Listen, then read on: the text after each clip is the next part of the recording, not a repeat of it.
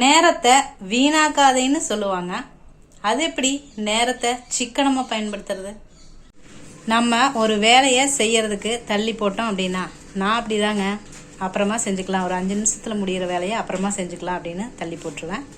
ஆனால் அந்த தள்ளி போடுறது அப்படிங்கிறது நம்மளோட வெற்றியையும் சேர்த்தி தான் நம்ம தள்ளி போடுறதும். அப்படி இப்போ இதைத்தான் ட்ரெண்டிங்காக டீக்ளட்டரிங் அப்படின்னு சொல்லிட்டு இருக்கிறாங்க அப்படின்னு நினைக்கிறேங்க. பழசையெல்லாம் தூக்கி போடுங்க, யூஸ் பண்ணாமல் இருக்கிறத. அப்படி தூக்கி போடும்போது வீடு மட்டும் இல்லை, உங்களோட மனசும் எண்ணமும் சேர்ந்து தூய்மையாகுது அப்படிங்கிறத இப்போத்த ட்ரெண்டிங்கில் இப்படி தான் சொல்கிறாங்க அப்படின்னு நான் நினைக்கிறேங்க. இந்த உலகத்தில் எல்லாருக்கும் சமமான ஒரு சொத்து இருக்குது அப்படின்னா அது நேரம் மட்டும்தாங்க. தன்னை மதிப்பவரை நேரம் மதிக்கிறது, தன்னை மதிக்காதவரை நேரம் நிராகரித்து விடுகிறது. ஒரு வேலையை தொடங்குவதில் வெற்றி இல்லை, அதை முடிப்பதில்தான் வெற்றியின் ரகசியம் இருக்கிறது. நேரம் போதவில்லைன்னு சொல்றவங்க வெற்றியின் பாதையை நோக்கி ஓடிக்கொண்டிருக்கிறாங்க. உங்களுக்கு எப்படி? நேரம் போதவில்லையா இல்ல நேரம் போகவில்லையா? யோசிங்க.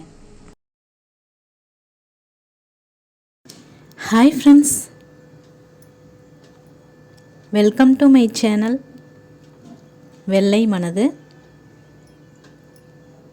நான் உங்ககிட்ட பேசிகிட்டு இருக்கிறது புஷ்பா ராஜேந்திரன்.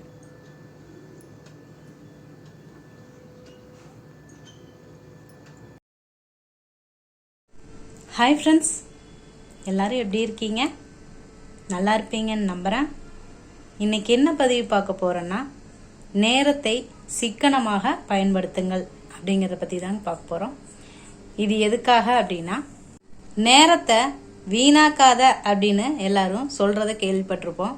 ஆனால் யாரும் நேரத்தை சிக்கனமாக செலவு செய்யன்னு யாரும் சொன்னதில்லைங்க. என்னை பொறுத்த வரைக்கும் நம்ம பெரும்பாலான நேரத்தில் நேரம் போகலைன்னு சொல்லுவோம், இல்லைன்னா நேரம் சரியில்லைன்னு சொல்லுவோம்.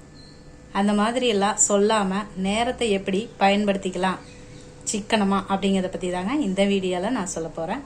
வாங்க வீடியோக்குள்ளே போகலாம். இதை பற்றி பேசுறதுக்கு நீ என்ன நேரத்தை எல்லாம் வேஸ்ட் பண்ண மாட்டியா அப்படின்னு கண்டிப்பாக என்ன கேட்பீங்க. நானும் இந்த மாதிரி நேரத்தோட அருமை தெரியாமல் நிறைய வேஸ்ட் பண்ணியிருக்கிறேங்க.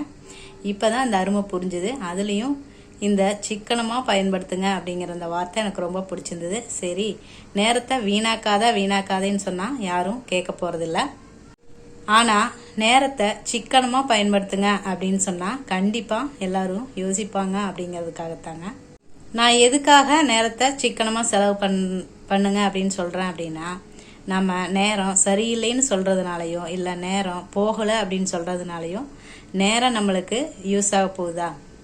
ஏன்னா தன்னை மதிக்கிறவங்கள நேரம் மதிக்குது, தன்னை மதிக்காதவங்கள நேரம் நிராகரிச்சுட்டு போயிடுதுங்க. புரிகிற மாதிரி சொல்லணும் அப்படின்னா, கடலும் அலையும் யாருக்காகவும் காத்திருக்கிறது இல்லைங்க. அந்த மாதிரி தான் நேரமும். நேரத்தோடு சென்று கொண்டிருப்பவன் தொடர்ந்து வென்று கொண்டிருக்கிறான் அப்படின்னு கூட சொல்லுவாங்க.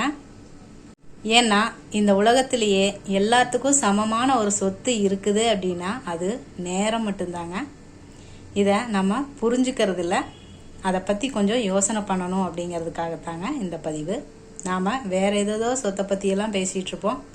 ஆனால் நேரம் நம்ம கையில், சாதனையாளர்களுக்கும் சரி சாதாரண மனிதர்களுக்கும் சரி 24 மணி நேரம் தான் அப்படிங்கிறத நாம் புரிஞ்சுக்கணுங்க. கொஞ்சம் விழிப்புணர்வோடு தெரிஞ்சுக்கணும். அதுக்காகத்தாங்க. ஒரு வேலையை தொடங்குவதில் வெற்றி இல்லை, அதை முடிப்பதில்தான் வெற்றியின் ரகசியமே இருக்கிறது அப்படின்னு நான் ஏன் சொன்னேன் அப்படின்னா, நம்ம ஒரு வேலையை செய்யறதுக்கு தள்ளி போட்டோம் அப்படின்னா, நான் அப்படிதாங்க, அப்புறமா செஞ்சுக்கலாம், ஒரு 5 நிமிஷத்தில் முடிகிற வேலையை அப்புறமா செஞ்சுக்கலாம் அப்படின்னு தள்ளி போட்டுருவேன். ஆனால் அந்த தள்ளி போடுறது அப்படிங்கிறது நம்மளோட வெற்றியையும் சேர்த்தி தான் நம்ம தள்ளி போடுறதும் அப்படிங்கிறத புரிஞ்சுக்கணுங்க. அது தெரிஞ்சது அப்படின்னாவே நம்ம தள்ளி போடுறத கொஞ்சம் கம்மி பண்ணிடுவோம். அதுக்காகத்தான் மறந்தும் கூட நம்ம சோம்பலுக்கு இடம் கொடுத்துடக்கூடாது. இதை இப்படி கூட சொல்லாங்க, சுறுசுறுப்பு அப்படிங்கிற நெருப்பில் சோம்பலை சாம்பலாக்குங்க அப்படின்னு கூட சொல்லலாங்க. தள்ளி போடுற பழக்கத்தை முளையிலேயே கிள்ளி எறியுங்க. ஏன்னா அந்த மாதிரி நானும் பண்ணி தான் நிறைய நேரத்தை வேஸ்ட் பண்ணியிருக்கிறேன். சரி, நம்மளை நேரத்தை வீணாக்காதேன்னு சொல்லியிருக்கிறாங்களே தவிர அதை சிக்கனமாக பயன்படுத்தி அதை யூஸ் பண்ணு அப்படிங்கிற ஒரு வார்த்தையை யாரும் சொன்னதில்லைங்க. சரி, அதை இன்னைக்கு சொல்லலாம் அப்படிங்கிறதுக்காகத்தான். இந்த மாதிரி இருக்கிற யாருக்காவது ஒருத்தருக்கு நேரத்தோட அருமை புரியும் அப்படிங்கிறதுக்காகத்தாங்க இந்த பதிவு. ஏன்னா காலங்கடந்து இப்போ தான் நான் அதை பற்றி புரிஞ்சிருக்கிறேன், அதுக்காகத்தாங்க. அப்புறம் நம்ம ஒரு சில நேரத்தில் நம்ம வேலை ஏதாவது சரியாக நடக்கலை அப்படின்னா நேரம் சரியில்லை அப்படின்னு சொல்லிடுவோம். அப்படி நம்ம சொல்கிறதுனால ஏதாவது பயன் இருக்குது அப்படின்னு நினைக்கிறீங்களா? நேரம் நம்மளை விட்டு நம்மளுக்கு ஏதாவது செய்யும்னு நினைக்கிறீங்களா? இல்லை நம்மளுக்காக காத்துட்ருக்கோம் அப்படின்னு நினைக்கிறீங்களா? அதெல்லாம் எதுவும் இல்லைங்க. அந்த நேரம் சரியில்லை அப்படின்னு சொல்கிற நேரத்தில் நம்ம வீட்டையோ இல்லை அலுவலகத்தையோ இல்லை ஏதாவது ஒன்று க்ளீன் பண்ண ஆரம்பித்தோம் அப்படின்னா நம்மளோட மனசும் க்ளீன் ஆயிரும், நம்ம இருக்கிற இடமும் க்ளீன் ஆயிருங்க. அதுக்கு இந்த யோசனை கொஞ்சம் யூஸ்ஃபுல்லாக இருக்கும். கொஞ்சம் யோசிச்சு பாருங்கள். எப்போ அப்படின்னா நேரம் சரியில்லை அப்படின்னு நீங்கள் நினைக்கிறப்ப இந்த சிந்தனையை கொஞ்சம் முயற்சி பண்ணி பாருங்கள். இப்போ இதைத்தான் ட்ரெண்டிங்காக டீக்ளட்டரிங் அப்படின்னு சொல்லிட்டு இருக்கிறாங்க அப்படின்னு நினைக்கிறேங்க. பழசையெல்லாம் தூக்கி போடுங்க, யூஸ் பண்ணாமல் இருக்கிறத. அப்படி தூக்கி போடும்போது வீடு மட்டும் இல்லை, உங்களோட மனசும் எண்ணமும் சேர்ந்து தூய்மையாகுது அப்படிங்கிறத இப்போத்த ட்ரெண்டிங்கில் இப்படி தான் சொல்கிறாங்க அப்படின்னு நான் நினைக்கிறேங்க. அப்புறம் நேரம் போதவில்லை அப்படின்னு நினைக்கிறவங்க வெற்றியோட திசையை நோக்கி சென்று கொண்டே இருக்கிறாங்க. நம்ம எப்படி, நீங்கள் எப்படி அப்படின்னு யோசிச்சு பாருங்க. நேரம் போதவில்லையா உங்களுக்கு? இல்லை நேரம் போகலையா? இல்லை நேரம் சரியில்லை அப்படின்னு சொல்லிட்டு உட்கார்ந்துட்டு இருக்க போகிறோமா அப்படிங்கிறத கொஞ்சம் யோசனை பண்ணுங்க.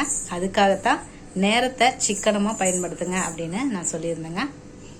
அப்படி நீங்கள் நேரத்தோட அருமை புரிஞ்சுக்கிட்டு தள்ளி போடுறதையெல்லாம் நிறுத்திட்டு சோம்பலை சுறுசுறுப்புங்கிற நெருப்பில் சாம்பல் ஆக்கிட்டு நீங்கள் தொடர்ந்து ஒரு வேலையை செய்கிறீங்க அப்படின்னா ஒரு உற்சாகமும் உத்வேகமும் உங்களுக்கு கிடைக்குங்க.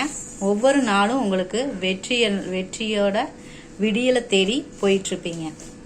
அப்படி நீங்கள் போகும்போது நேரம் உங்களுக்கு போதாது, பிஸியாக இருவீங்க. அப்படி உங்களுக்கு நேரம் போதவில்லை அப்படிங்கும்போது நேரத்தை சிக்கனமாக திட்டமிட்டு பயன்படுத்துறதுக்கு முயற்சி பண்ணுங்கள். நேரம் போகலை அப்படின்னா உங்களுக்கு உபரியாக இருக்கிற நேரத்தை எப்படி யூஸ் பண்ணிக்கலாம் அப்படிங்கிறத யோசிச்சு பாருங்கள். உங்களுக்கு பயனுள்ளதாக எப்படி நேரத்தை நம்ம யூஸ் பண்ணிக்கலாம் அப்படிங்கிறதுல யோசனை பண்ணுங்கள்.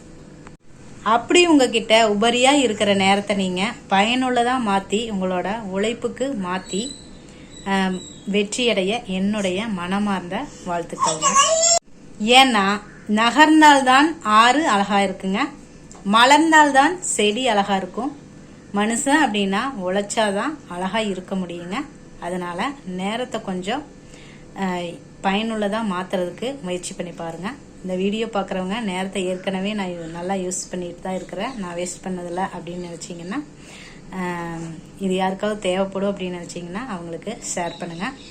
ஏன்னா இந்த மாதிரி நானும் நேரத்தை எப்படி சிக்கனமாக பயன்படுத்துறதுங்கிற ஒரு விழிப்புணர்வு இல்லாமல் நிறைய டைமை வேஸ்ட் பண்ணியிருக்கிறேங்க. அதனால் இது யாருக்காவது தேவைப்படும் அப்படின்னு நினச்சிங்கன்னா ஷேர் பண்ணுங்கள். தேங்க்யூ.